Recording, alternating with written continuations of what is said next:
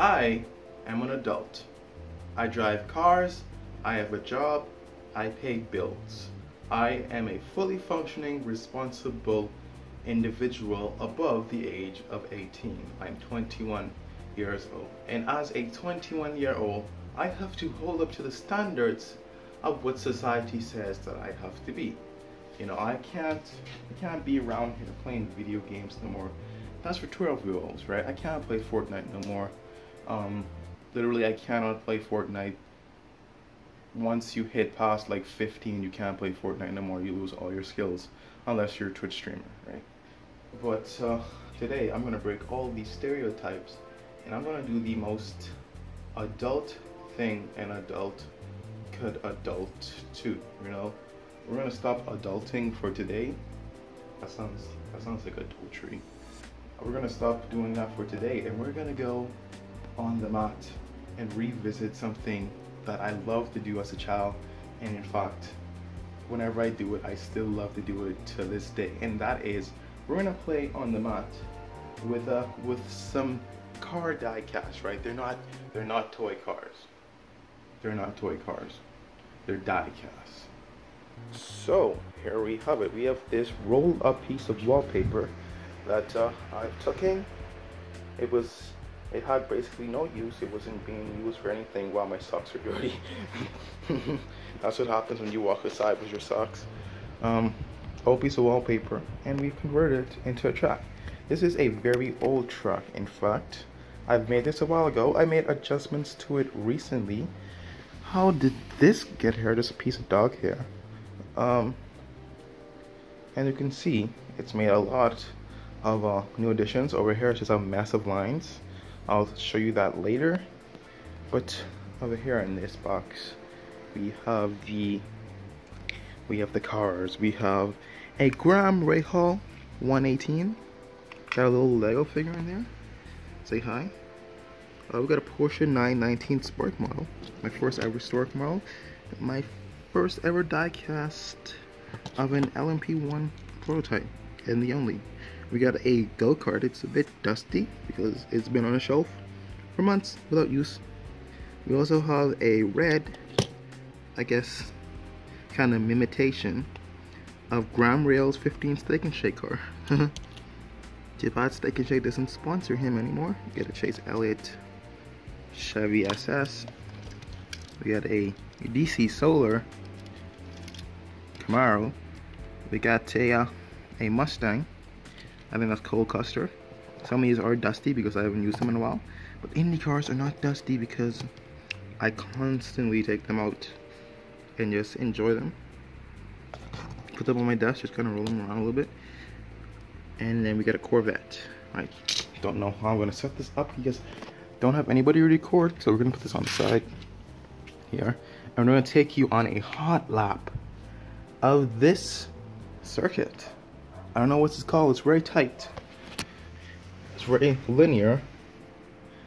Let's see if we get, which one do we pick? Which one do we pick? I think the best car to use for this scenario is this one. In fact, you think, oh, it's a Sport model. Sport models are pretty much the highest quality of diecast that I currently own. Or you think maybe the Indy cars made by Greenlight. These are all steel with rubber tires. Or maybe it's the Hot Wheels. Hot Wheels. They have been making cars for a long time, and you would think the Hot Wheel would be the one of choice, but no. It's actually this. Why? Actually, the Hot Wheel is pretty good too. But this one, it's because it's light, it's nimble, and most importantly, it has plastic wheels. And you would think plastic wheels in a real life scenario would be terrible. But when it comes to using a car on a track, a very grippy track that is like this, the plastic wheels allow you to kind of move the car around a little bit more freely. Focus, please. And so you can like move the front wheels a little bit more, and it's able to kind of like turn on a dime a lot more than, so say, the Greenlight diecast, the Gelara, which has the rubber tires and they grip very well. If you give me a second to get the 919 out, The 919 has the grippiest tires. Focus. Thank you. The 919 has some of the grippiest tires and also has some of the highest, well, indeed the highest rolling resistance, right? It feels very grippy. It's a very premium car, and I don't like using it for this too much because it's a very fancy car. Had it shipped to me. Probably spent around 30 bucks on this little thing. I did enjoy every single second of it. My first Porsche diecast as a newly Porsche fan. I became a Porsche fan this year. Yes, I am now a Porsche dude for life. Nick Tandy, favorite Porsche driver. I love all of them. If you drive a car from Stuttgart, most likely this one, or any Porsche brand, I like you a lot. So we're gonna take you on a hot lap of the racetrack. It's gonna be hard to do with one hand.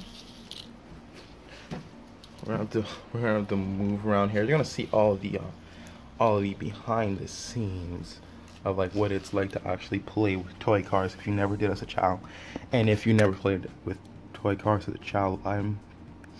That's kind of sad. That's kind of sad, fam. Like, you didn't get to live the childhood that many children have lived. Many racing fans have lived, many non-racing fans, right? Even if you're a girl, like, we're breaking stereotypes here, right? Even if you're a girl and you didn't get to play toy cars, I just sad. Like, go to like a toy store or someplace, get yourself like a Hot Wheels or something, play with some toy cars, right? It's very relaxing. We're gonna start the lap here and go down the front straightaway. Very straight line, wide. The start finish line is here, and we drive straight down. So you'll notice that there's a confusion of lines here. Let's move these cars to the side. Let's move them into the pits. And as you can see, there's a confusion of lines here, right? You have the black dotted line, the red. You have some more black, some more red, and it is just a confusing mess because I altered the track. The one that stands the most is the red. So the old pit and exit used to come along this line here, in between the two black lines, and go around that corner.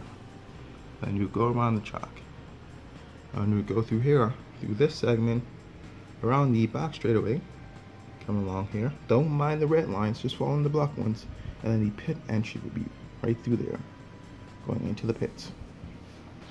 The problem with that is it was on the outside of a corner, and if you get loose coming through here, you could easily kind of fan yourself going nose first into the barrier. So we have safety concerns here. Even though it's just toy cars, we want the utmost realism and safety, right? We want the drivers to be safe in the car. We don't want any injuries. So they made some adjustments. Pit exit, you come out through here, through this lane right here, and you'll follow your way around and outside of the track. The pit exit is on the outside, but that's much better. That allows a lot more room to kind of negotiate the exit of the corner. Now, I think I didn't refine this track at all, because you could see, don't mind this basically doesn't exist anymore. You kind of go through here and then it tightens up at this point, right? I think I'm gonna have to make some adjustments and maybe widen this up a little bit, alter the corner so that we can have the maximum amount of track space in order to do what we need to do. We continue this very poorly shot one-handed track tour. You come down the straightaway and you go to the right, actually the left, okay, I'm stupid. Go to the left and then you curve back to the right-hander, very tight right-hander, and then you instantly get followed with this sequence of corners, right? You go here, you hit that left, probably slide wide a little bit, midway through the corner, tighten your line up, zoom out, and then you might run wide on this curve right here, this little section right here is soft curves, and if you go wider over here, the curves kind of harden up and they get a little bit more aggressive and they vibrate your car a little bit more. You also see another set of curves here, and then you come to the point, move the other way, where you have to make the sharp left-hander, right? Overtaking zone here, maybe slide down to the inside, down through that point, and then you make a turn to the right, right? Nice nifty chicane. I'm hitting my dog food as I'm doing this. Nice nifty chicane. You like that. You like that. And then you drive off down that straightaway. Okay, I tried to push my car down the straightaway, didn't work. Let's try that again. Nope, fail. There we go. We made it. And then, obviously, very simple corner. There's two layouts of this track you could kind of do. You kind of go the long way around there. I'm not going to do that because I'm already tired. Actually, we're going to do it for the content. All right. And there, that's a longer way. I think that may add a little bit more passing, a little bit more of an overtaking opportunity, perhaps. And I'm tired.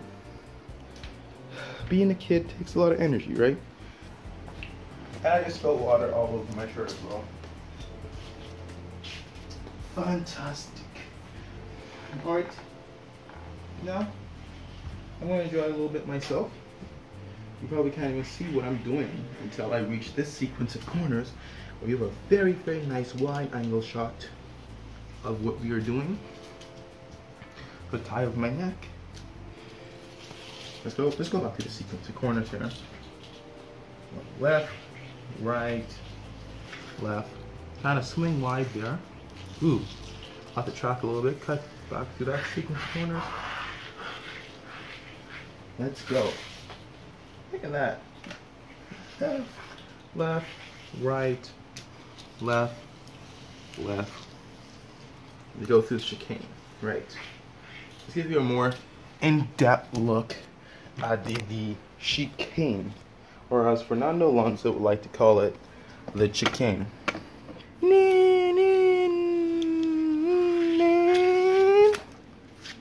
The mat's a little bit roughing up. Let's try that again.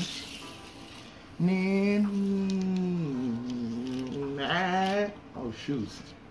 We had a bump. There's a bump on the tile. Alright.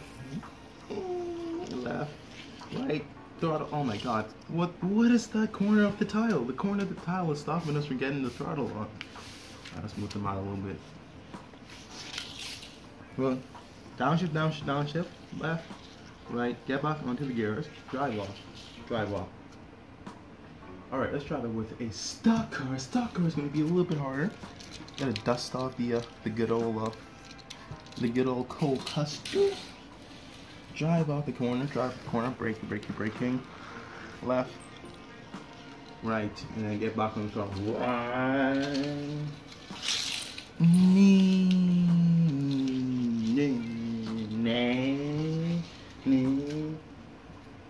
Let's try with a go-kart. Go-karts, we're gonna scale. We're gonna pretend like it's like a very like private like little track that somebody built in their backyard on their estate. Some like rich family, and they got the go-kart and they're just going to the corner.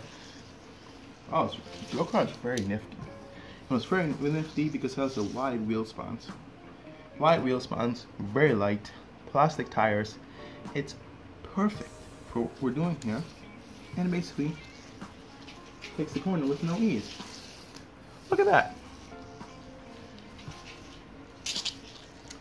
Damn, let's get a different angle with this sequence of corners. This is how you really do these type of. This is how the playstyle actually kind of goes when you're doing stuff like this. Is you don't just like go around the entire track. You kind of just do the same corner like a couple times, because like you're like, oh, that's a really nice sequence of corners, right? So I'm gonna kind of like mimic it like a couple of times, and then I'm gonna try approach it again, do it, maybe slow it up a little bit. Pretend like it's slow motion. Pretend that that's a curb there. And then just drive off, apply the throttle, and away we go. Look at that. Ding, left, turn it back to the right. Look at that baby go. Let's get the Porsche 919 going here. But we're gonna go to this straight because this thing is an acceleration beast. We're gonna go to the last corner here. We come down through the back straightaway. Come on, braking zone. Regenerating the hybrid boost. Turning into the corner. And oh my god, no! No! No! No! The wing! No! Oh my god! It broke! It broke! No! I can't! It's broken!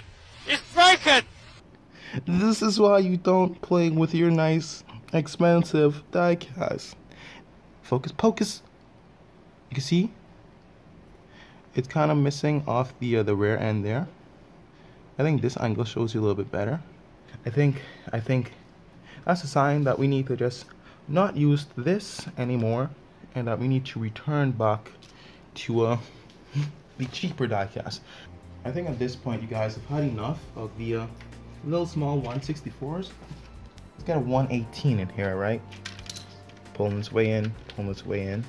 Move them out of the way, get out of the way, move, get out of the way, move, get out of the way. And right here we have the Graham Rahal 118. Very poor lighting choice here for me right now. You can see, if you look closer, there's something missing. What is missing? If you're an IndyCar fan, if you're an open wheel racing fan, you know that there's something that goes there. And that is this. A lot of people don't know this, is that on the IndyCar 118s, you actually can remove the headrest. The headrest goes right in here.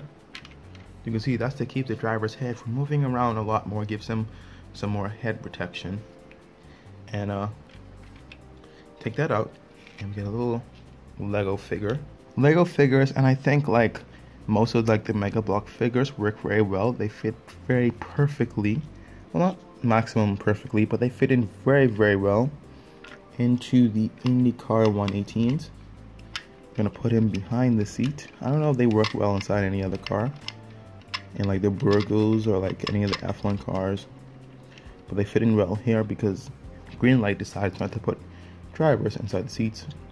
So we're trying not to work with what we got with the Legos. And yeah, look at that. We got ye-boy in there with the Graham Rail IndyCar. Very dusty indeed. This is a very nice car. I really like this car. This is the first like 118 that I have since like 2009. It was a hella long 2019, almost 10 years. Returns for troops. I mean, you guys can clearly see everything here. We're gonna talk about things that you may not see. The suspension moves a little bit. That's nice. The arms. The wheels, the front wheels are actually, you know, how on most like toy cars, I think this one for example, I'll show you. The wheels are connected by that kind of like rod. You see kind of like that steel rod right there between the wheel and like the chassis itself. It kind of connects by that, but on the front wheels of this, it's only connected by no rod. It's only connected by the suspension pieces, which is very, very, very nice. I really love that. I've taken this car apart before, and I think this whole front piece disconnects from itself. I have pictures of it. I'll probably show the pictures on screen of when I completely tear this car apart, took it apart, and then placed it back together, and then some problems happened there on the vinyls. You see a little bit of chipping. Don't mind the dust is just there because it's been there for a while. This side is a lot more noticeable. Look at that. You see the cracking, the chipping in between the vinyls? Yeah. So lesson learned, don't screw open your IndyCar diecast, alright? I think this is a good point to end the video. Thank you all for watching. I've just sat in a suit. I took off the coat, sat in a shirt and tie, playing with toy cars. That's gonna be the title. For about an hour. Video's gonna be shorter. Hope you guys enjoyed this. If you want to see more content like this, I'll be glad to bring it to you. This is Drayden from DKMedia, and I'll see you in the next one.